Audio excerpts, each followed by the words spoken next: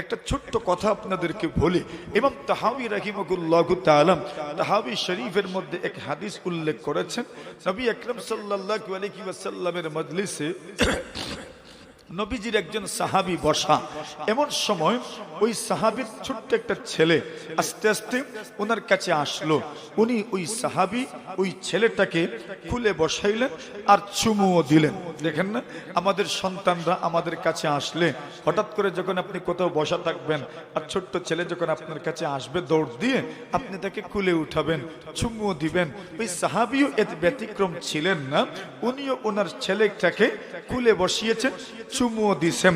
একটু পরে ওই সাহাবীর মেয়ে আসলো। সাহাবীর মেয়ে আসার পরে উনি শুধু খুলে বসাইছেন, চুমু দিলেন না। এখন দুজনের সাথে আচরণ সমান না বেশ কম?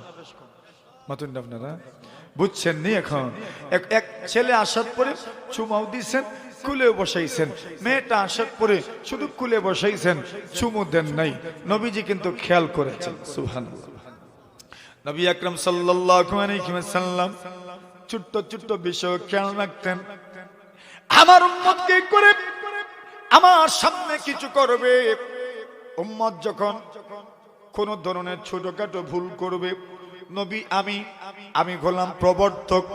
আমি যদি তাদেরকে এই ব্যাপারে সতর্ক না করে কিয়ামত পর্যন্ত মানুষ এগুলোকে দলিল প্রমাণ হিসেবে উপস্থাপন করবে। এই জন্য পয়গম্বর আলাইহিস সালাতু ওয়াস সালাম ছোট্ট ছোট্ট বিষয়ে বড় সতর্ক ছিলেন, যেন কোনো ধরনের সমস্যা না হয়, কেউ যেন ইসলামের উপর কোন ধরনের প্রশ্ন উত্থাপন করতে না পারেন, ইসলামী শিক্ষার ব্যাপারে আদর্শের ব্যাপারে কেউ যেন কোন ধরনের আঙ্গুল তুলে সমালোচনা করতে না পারে। সুবহানাল্লাহ, জোরে বলেন। নবী আলাইহিস সালাতু ওয়াস সালাম বলেন, এরে সাহাবী, তোমার আমল আমি দেখেছি।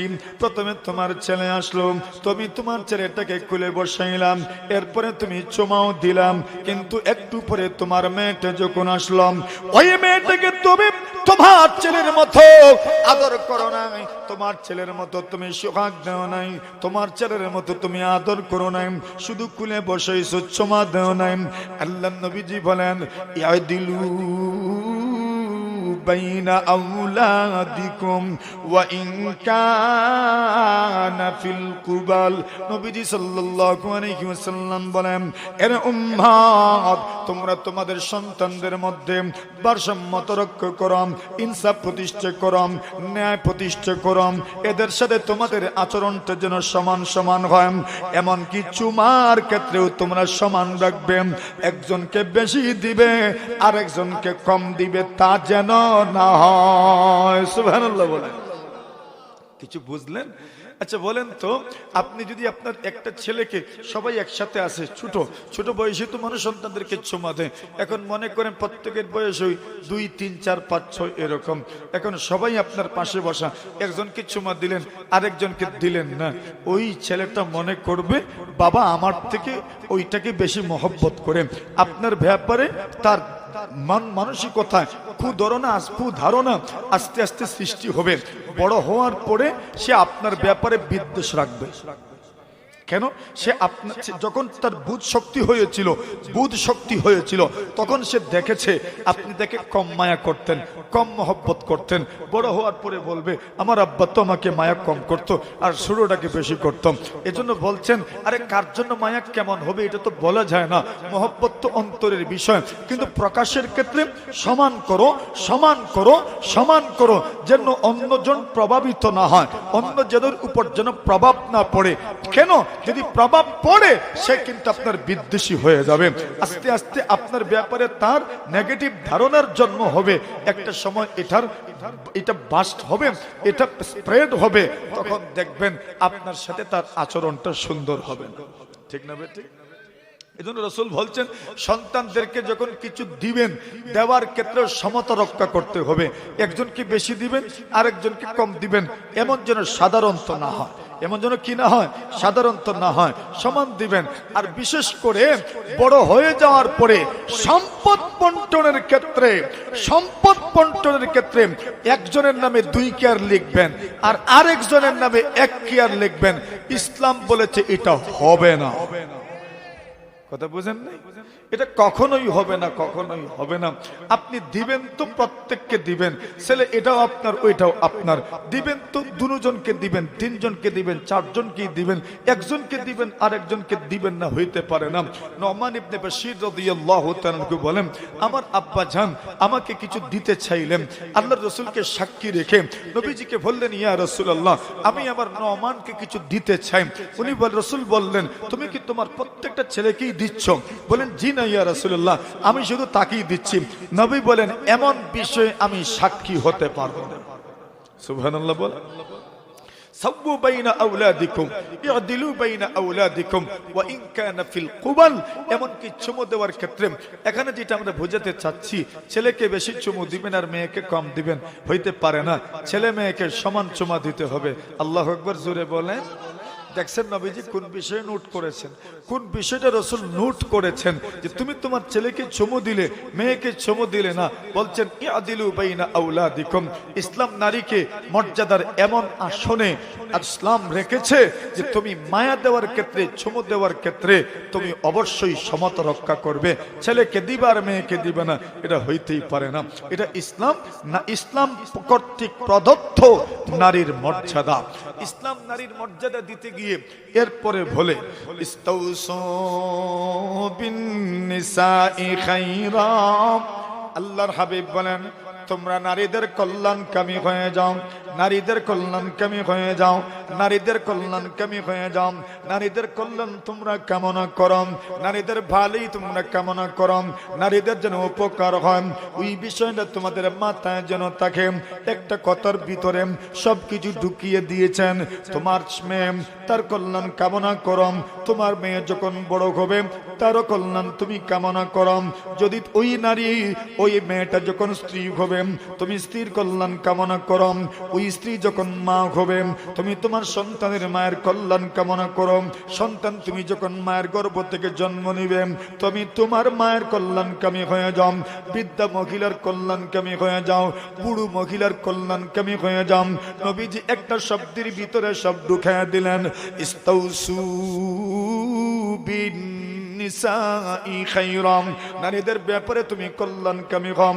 ওইটা মেয়ে থাকলেও নারী, স্ত্রী হইলেও নারী, মা হইলেও নারী। নবী বলেন, ইস্তাউসু বিন নিসাই খায়রাম, ইস্তাউসু বিন নিসাই খায়রাম, ইস্তাউসু বিন নিসাই খায়রাম।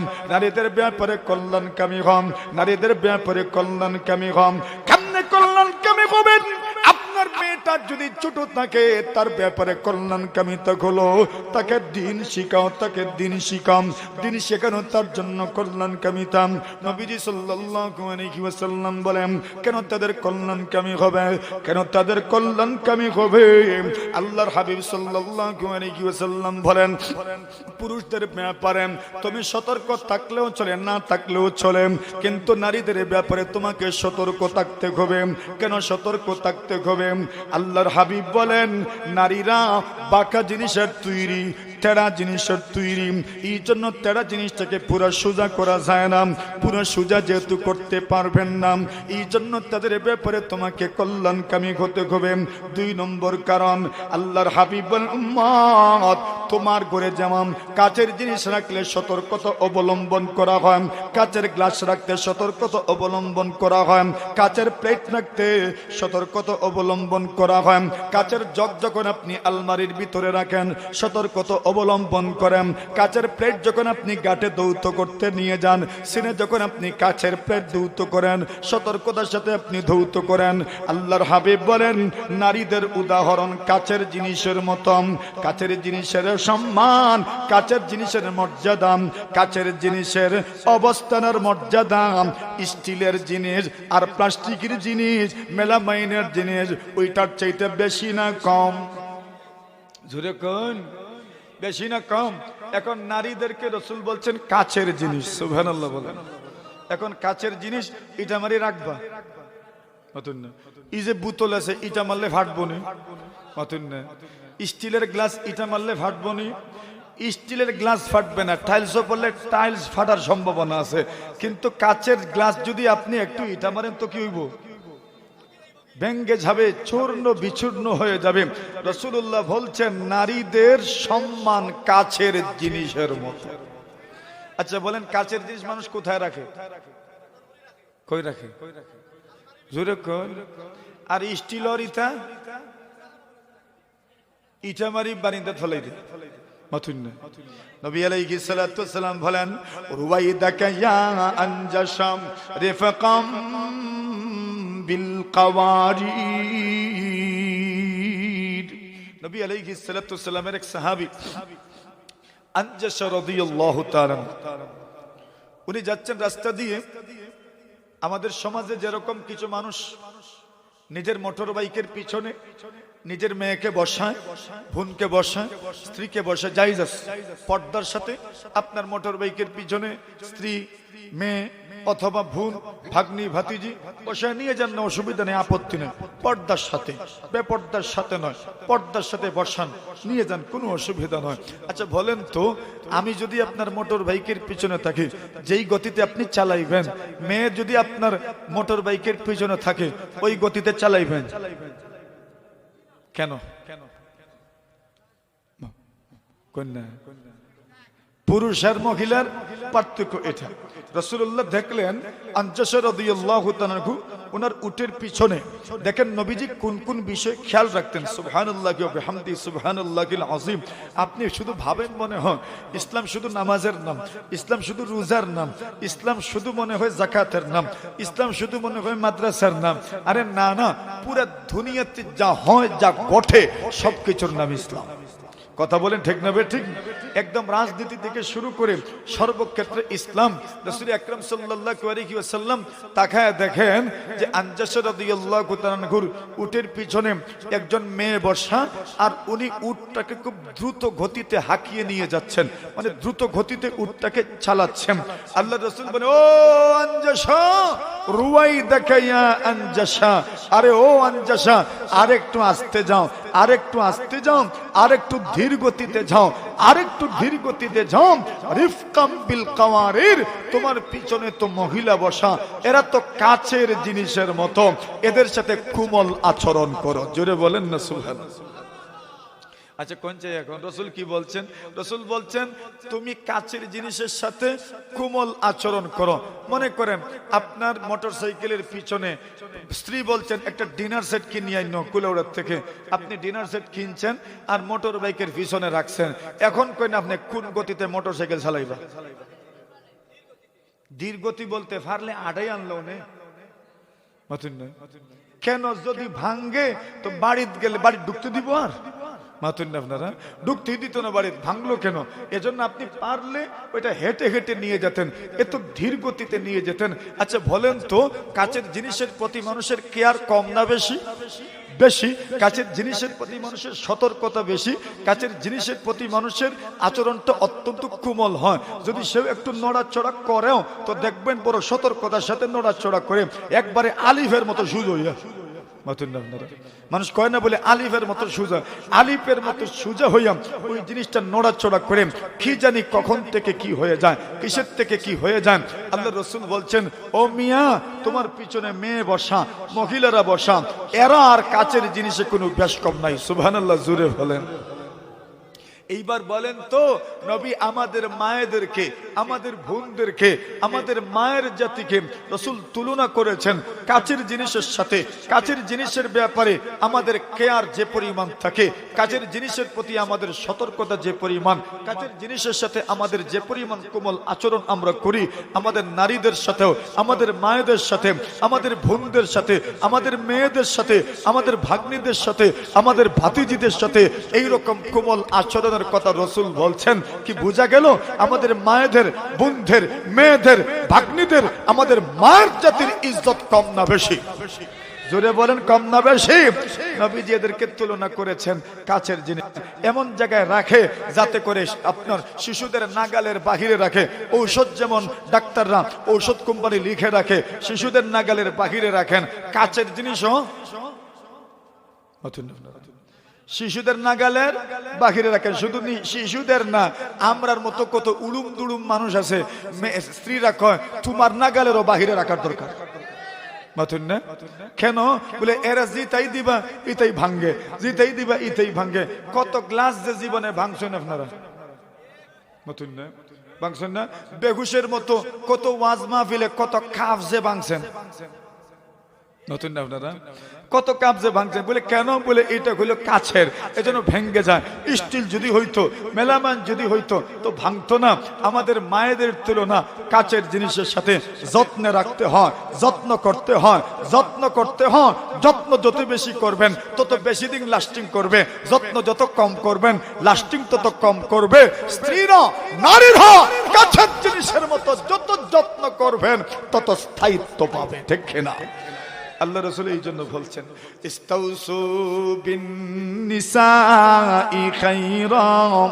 রাসূল বলেন নারীদের ক্ষেত্রে কল্যাণকামী হন, নারীদের ক্ষেত্রে কল্যাণকামী হন। এখন কল্যাণকামী হইবেন কেমনে এটাও তো বোঝার দরকার। মাতুন না আপনারা? বোঝার দরকার নেই। এখন বুঝবেন যে এর আগে তুলনা হওয়ার দরকার।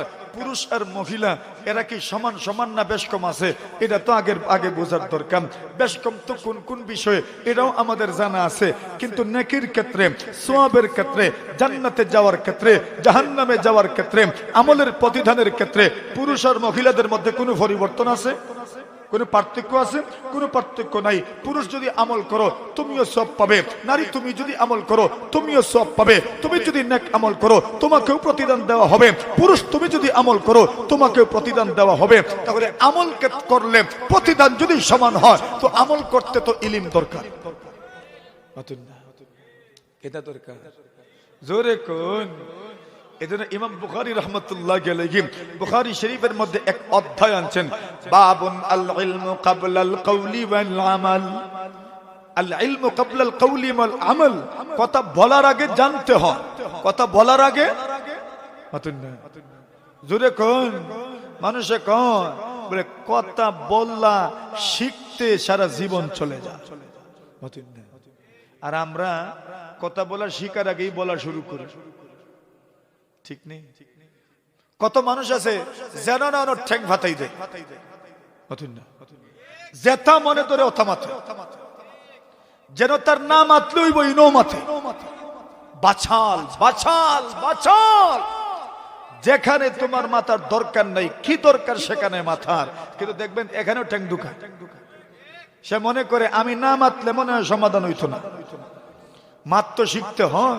বাবুন আল কওলু ক্বাবলা আল ইলমু ক্বাবলাল কওলি ওয়াল আমল, কথা বলার আগে শিখতে হয়, আমল করার আগে শিখতে হয়। না শিখলে আমল করা যায় না, না শিখলে কথা বলাও যায় না।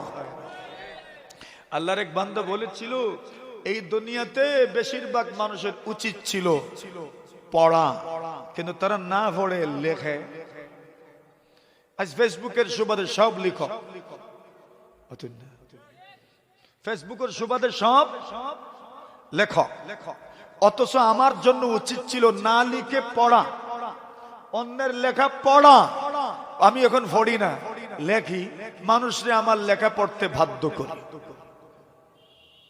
কত মানুষের এই দুনিয়াতে উচিত ছিল মানুষের কথা শোনা, সে এখন শুনে না, অন্যরে শুনাইতে চায়। আমিও এর ভিতরে। আমার জন্য উচিত ছিল মানুষের কথা শোনা, এখন জমানায় আমারে এমন ভাবে বানাইছে, কয় তুমি শোনাও। এটা আমার দোষ। আমার জন্য উচিত ছিল শোনা, অন্যের কথা শোনা, কিন্তু আমি না শুনে বলা শুরু করছি। কত মানুষের জন্য উচিত ছিল পড়া, সে পড়ে না, সে লেখে, অন্যকে পড়তে বাধ্য করে, অথচ তার জন্য উচিত ছিল পড়া। তো ইমাম বুখারী আলাইহির রাহমা অধ্যায় আনছেন, শিরোনাম আনছেন, বাবুন আল ইলমু ক্বাবলাল কওলি ওয়াল আমাল, কথা বলার আগে, আমল করার আগে কি করতে হয়। ও মনসুরের মানুষ, জুরে কও কিতা করা লাগে, জানা লাগে। আল ইলমু ক্বাবলাল কওলি ওয়াল আমাল, কোন কিছু বলতে হলে, করতে হলে কি করতে হয়, জানতে হয়। কি করতে হয়? তার জানা আগে না পড়ে, জানা আগে না পড়ে, জানা আগে, এরপরে তুমি বলো, এরপরে তুমি আমল করো। বলেন তো নারীদের আমল করতে হবে না? করতে হবে না?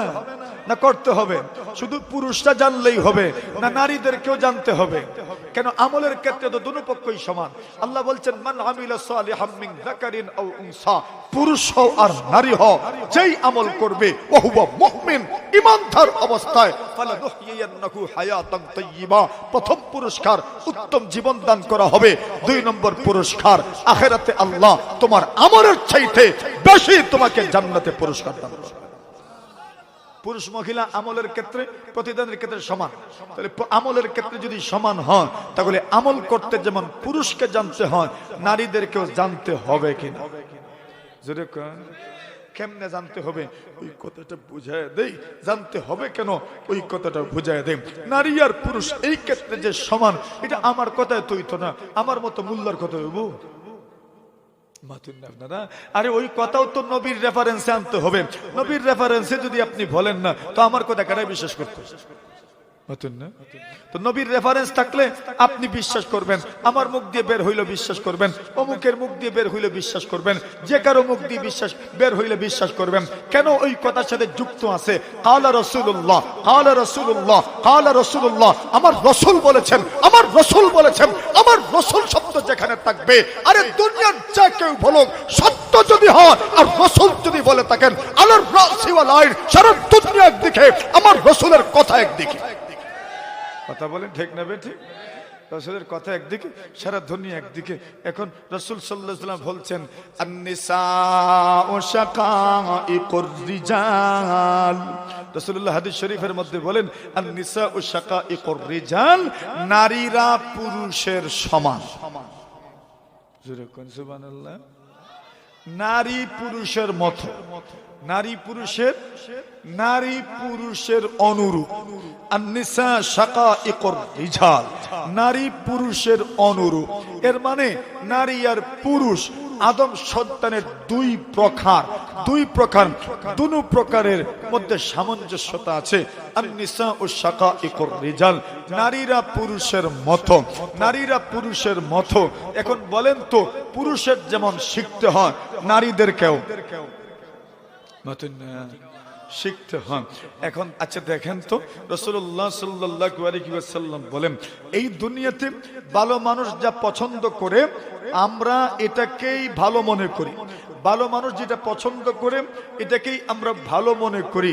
মুহাম্মদুর রাসূল যেটাকে পছন্দ করেন, এটা যে উন্নত, এটার কোয়ালিটি যে উন্নত, এটার কোয়ালিটি যে উত্তম, কোনো সন্দেহ আছে? আপনারা কেন এটাকে পছন্দ করেছেন? রাসূলুল্লাহ সাল্লাল্লাহু আলাইহি ওয়াসাল্লাম, আমার পছন্দের মধ্যে ত্রুটি থাকতে পারে, আপনার পছন্দেও ত্রুটি থাকতে পারে। রাসূলের পছন্দে কোনো ত্রুটি নাই, রাসূল সাল্লাল্লাহু আলাইহি ওয়াসাল্লামের বাছাইয়ের মধ্যে কোনো ত্রুটি নেই। নবী আকরাম সাল্লাল্লাহু আলাইহি ওয়াসাল্লাম বলেন, ওরে ও উম্মত শোনো, হুব্বিবা ইলাইয়া মিন দুনিয়াকুম সালাত, এই দুনিয়ার কোনো জিনিসের সাথে মানুষের মহব্বত হয় না। এই দুনিয়ার কোনো জিনিসকে মানুষ পছন্দ করবে তাও হয় না। এই দুনিয়ার কোনো জিনিস মানুষ পছন্দ করবে, এটা অনুচিত। কিন্তু রাসূল বলেন, এরপরেও তোমাদের এই দুনিয়ার 3টা জিনিস আমি নবীর কাছে বেশি পছন্দ নই। কয়টা? এটা কোন দুনিয়ার? এই দুনিয়ার। দুনিয়ার কোন জিনিসের সাথে মানুষ সম্পর্ক রাখবে, এটা অনুচিত। কিন্তু রাসূল বলেন, এরপরেও এই দুনিয়ার 3 জিনিস আমার কাছে আল্লাহ পছন্দনীয় বানায়া দিয়েছেন। পছন্দনীয় কে বানায়া দিয়েছেন? আর জিনিসটা কোন দুনিয়ার? এই দুনিয়ার না ওই দুনিয়ার? এই দুনিয়ার। এই দুনিয়াতেই 3টা আছে।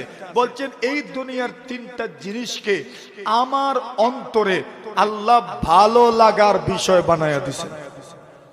সুবহানাল্লাহ। কালকে কইতা নি না আজকে কইতা? জোরে সুরে কোন সুবহানাল্লাহ, আরো জোরে সুবহানাল্লাহ। একবার জোরে সুরে মনসুরের মানুষের আওয়াজ শুনতাম চাই, জোরে সুরে একবার সুবহানাল্লাহ। হয় না? আর একটু জোরে সুরে সুবহানাল্লাহ। নারায়ে তাকবীর, নারায়ে তাকবীর। হয় না? একসাথে জবান খুলে মুখ খুলে জোরে সুরে নারায়ে তাকবীর।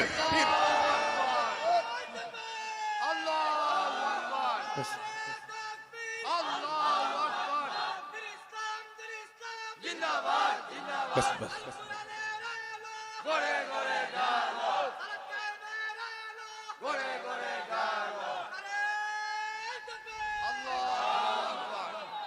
नबी अकरम सल्लल्लाहु अलैहि वसल्लम बोले हुब्बिबा इलैया मिन दुनियाकुम सलास, আমার অন্তরে তোমাদের এই দুনিয়ার তিনটা জিনিসকে আমার অন্তরে আল্লাহ তাআলা এটাকে পছন্দনীয় জিনিস হিসাবে আমার দিলে ঢেলে দিয়েছে।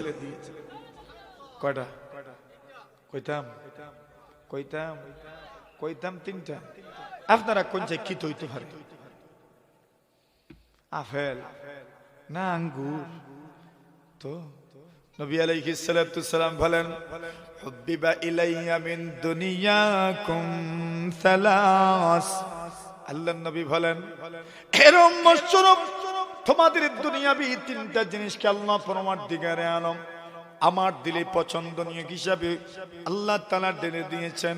ওই তিনটা জিনিস আমার কাছে পছন্দনীয়, ওই তিনটা জিনিসকে আমার কাছে বড় মহব্বতের হিসাবে আল্লাহ পাক পেশ করেছেন। নবীজি সাল্লাল্লাহু আলাইহি ওয়াসাল্লাম ওই তিনটা জিনিসের নাম বললেন। এক নম্বর বলেন আত্তিব।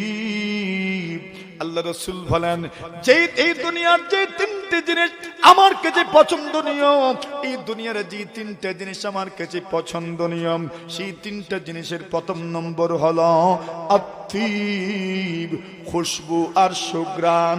আমি নবীজির কাছে এই দুনিয়ার পছন্দনীয় জিনিস। সুবহানাল্লাহ। এক নম্বর মাশাআল্লাহ, ওই ছোট এক ছেলে কইছে না মেয়ে কইছে, আলহামদুলিল্লাহ। কি নাম? খুশবু মানে সুগন্ধি। কি সুগন্ধি? সুগন্ধি এই দুনিয়ার, রাসূল বলছেন এই দুনিয়ার যে জিনিসটা আমার কাছে পছন্দনীয় তার মধ্যে একটা হচ্ছে কি ভাই? সুগন্ধি। সুগন্ধি। নবীজি সাল্লাল্লাহু আলাইহি ওয়াসাল্লাম নিজে সুগন্ধি পছন্দ করতেন। নবীজি নিজেই তো সুগন্ধি ছিলেন, নবী নিজেই তো সুগন্ধি ছিলেন। আরে নবীজির আতরের কি প্রয়োজন? নবীজির তো মিশকের কোনো প্রয়োজন ছিল না, নবীজির তো পারফিউমের কোনো প্রয়োজন ছিল না, নবীজির তো আতরের কোনো প্রয়োজন ছিল না। নবীজি নিজেই তো আতর, নবীজি নিজেই তো পারফিউম, নবীজি নিজেই তো মিশকে আম্বার। আমার নবীজির তো আতরের কোনো প্রয়োজন ছিল না। আনাস ইবনে মালিক বলেন, মা শামিমতু। আল্লাহর নবী সাল্লাল্লাহু আলাইহি ওয়াসাল্লামের সাহাবী আনাস ইবনে মালিক বলেন, এই দুনিয়া মা শামিমতু আতরান ওয়ালা আম্বারান ওয়ালা মিসকান। আনাস ইবনে মালিক রাদিয়াল্লাহু তাআলা আনহু বলেন, আল্লাহর জমিনে এমন কোন আতর দেখি নাই, আল্লাহর জমিনে এমন কোন মিষ্টি আম্বর দেখি নাই, আল্লাহর জমিনে এমন কোন পারফিউম দেখি নাই আমার নবীজির শরীরের গামের চাইতে সুঘ্রাণযুক্ত কোন আতর আর মিষ্টি আম্বর আমি দুনিয়াতে দেখি নাই।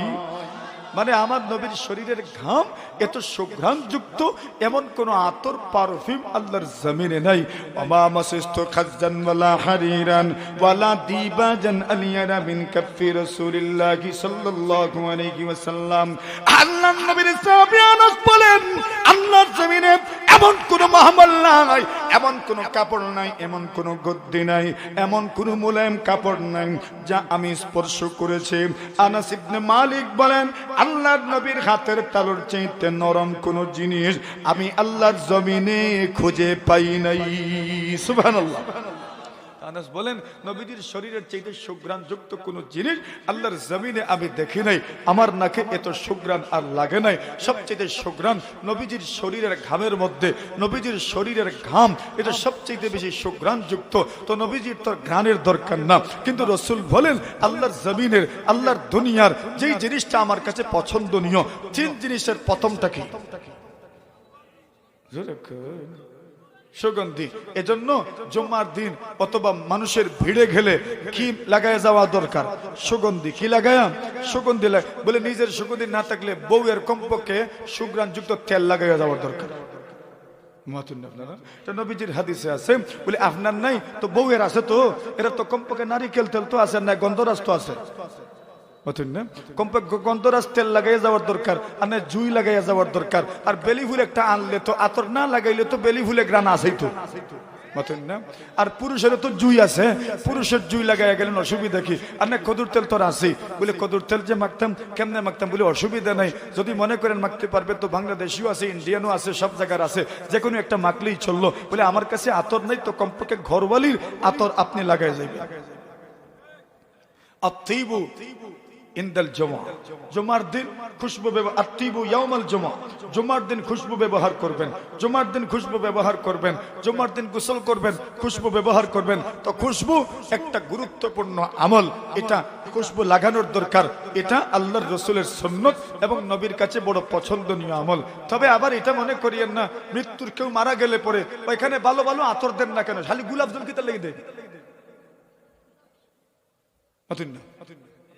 কোরআন হাদিসে আসেনি গোলাপ জল দেওয়া লাগবে? কিতার লাগিয়ে দেন বলে গ্রানের লাগি, তো গ্রানের লাগি তো ভালো আতর দেন না কেন? এখন দিতে না, দাম বেশি। মানুষ একজন মারা গেল, সবাই আতর মাখা, 100 টাকা দিয়ে 200 টাকা দিয়ে 2টা আতর কিনলেই তো সবাই মাখানো যাইব। এই গোলাপ জল ঠিসিটাই বাদে এমন দুর্গন্ধ করে। তো সুগ্রাম তো দরকার, তো সুগ্রাম যদি দরকার তো আতর দেন।